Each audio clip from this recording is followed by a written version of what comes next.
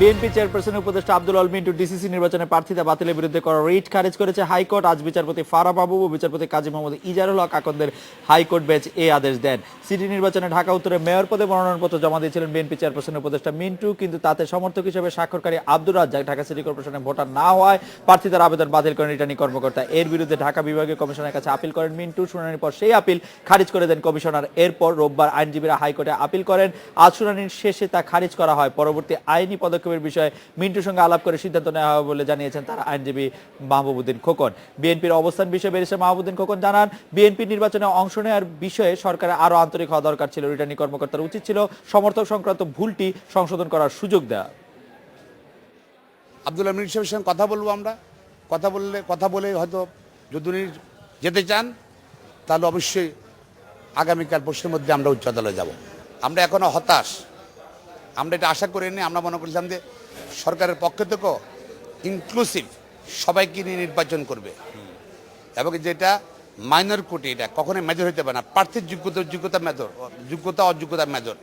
আব্দুল আল মিন্টুর আইনজীবী বদরুজ্জামান বাদল আমাদের সঙ্গে আছেন। আমি বদরুজ্জামান বাদল আপনার কাছে জানতে চাইবো যে আব্দুল আল মিন্টুর যে আবেদন আজ খারিজ হয়ে গেল, এর বিরুদ্ধে আপনারা আপিল বিভাগে যাচ্ছেন কিনা, গেলে সেটি কখন?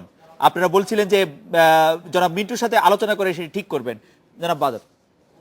হ্যাঁ, আমরা ইতিমধ্যে একটু আলাপ আলোচনা করেছি। ওটা মোটামুটি আমরা পজিটিভ অ্যাপিলেট ডিভিশনে যাচ্ছি। অ্যাপিলেট ডিভিশনে যেহেতু লাস্ট কোর্ট এবং হাইয়েস্ট কোর্ট, সেটা অ্যাডজাস্ট করাই উচিত বলে আমিও মনে করি এবং আমরা একটু কথা বলেছি। অ্যাকর্ডিংলি আমরা অ্যাপিলেট ডিভিশনে যাচ্ছি। খালেদ সাহেব, আপনারা আপিল বিভাগে যাচ্ছেন তার বিরুদ্ধে করার জন্য, কিন্তু হাইকোর্ট আপনাদের রিটটি খারিজ করে দিয়েছে কোন গ্রাউন্ডে? হাইকোর্ট কি এই কথা বলেছেন যে কোন গ্রাউন্ডে বাতিল করে দিলেন? হাইকোর্ট বেসিক্যালি বলেছে যে রিটার্নিং অফিসার এবং অ্যাপিলেট অথরিটি এটাকে মাইনর ইরেগুলারিটি মনে করে নাই, এটাকে মেজর ইরেগুলারিটি মনে করেছে, সেহেতু রিটার্নিং অফিসার এটাতে ইন্টারফেয়ার করে নাই।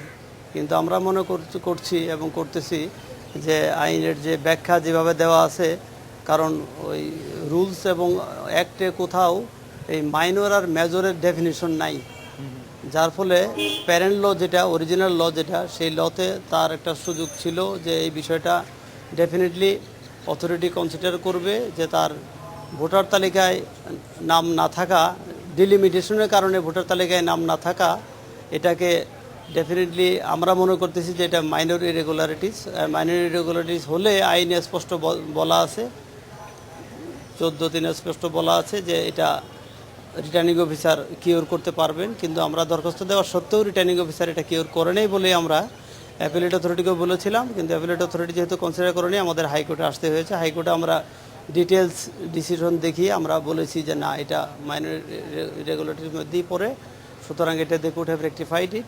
যেহেতু তারা কেউ রেকটিফাই করে নেই, আর এটা কোয়া যায় জুডিশিয়াল প্রসিডিং, যেহেতু ট্রাইব্যুনাল এবং রিটার্নিং অফিসারের কাছে, অ্যাপিলেট অথরিটির কাছে, সেহেতু আমরা রিটে এসেছি। আমাদের যেহেতু অন্য কোনো অল্টারনেটিভ নাই রিটে আসা ছাড়া, তো আমরা মনে করছি যে আমরা অ্যাপিলেট ডিভিশনে গেলে ফুল বেঞ্চে, পূর্ণাঙ্গ বেঞ্চে বিষয়টার আমরা রিলিফ পাবো।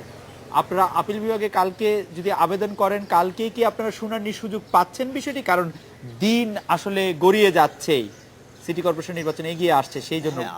হ্যাঁ, দিন তো গড়িয়ে যাচ্ছে, 1-2 দিন আর খুব বেশি ডিফিকাল্ট হবে বলে আমরা মনে করি না।